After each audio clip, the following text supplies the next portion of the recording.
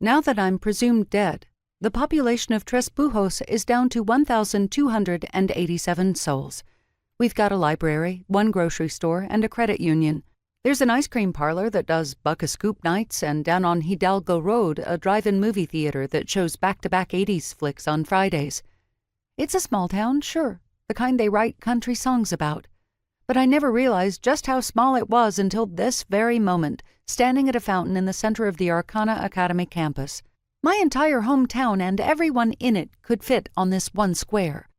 There are more people milling around the fountain than I've ever seen gathered in one place before, including the time at Sancho's Bar and Grill when Dave Staub won $2,000 on a lotto scratch-off and offered to pick up everyone's tab for the whole weekend.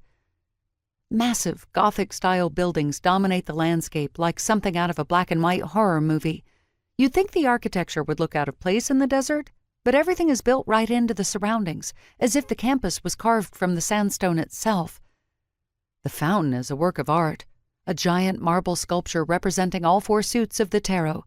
The chalice is in the center, with a wand and sword crossed behind it. A pentacle hovers above, slowly rotating as water overflows from the chalice. I must look like a total tourist with my mouth hanging open, but I don't care. I can't even wrap my head around how amazing this place is. The campus was modeled after the original Arcana Academy in Great Britain, Dr. Devane says, appearing right behind me. If anyone noticed our sudden arrival at the fountain, no one seems to think it's odd. Devane places his hand on the small of my back, in an appropriate, professorial sort of way, of course, and leads me around the fountain. The architects had to make modifications for the desert environment, he continues. So what we're left with is an Old World meets Old West motif. An odd mix, perhaps, but it works. It's breathtaking. You were right at Lala's, he says. The Academy is taller in person. I laugh, slowly turning in place to take everything in.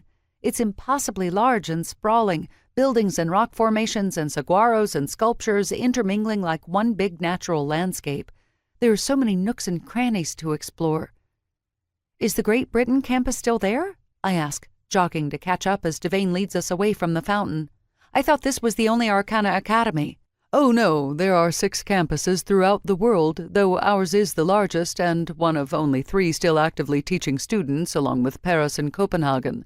Buenos Aires and Tokyo are used as magical research facilities only, and the original campus in London now serves as headquarters for APOA, the Association for the Preservation of the Occult Arts. What's that? They work as both archivists and public relations managers, essentially.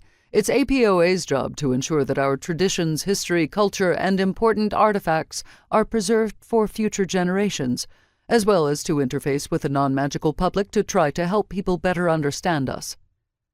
Sounds like they could use some more help in that department. They're chronically understaffed.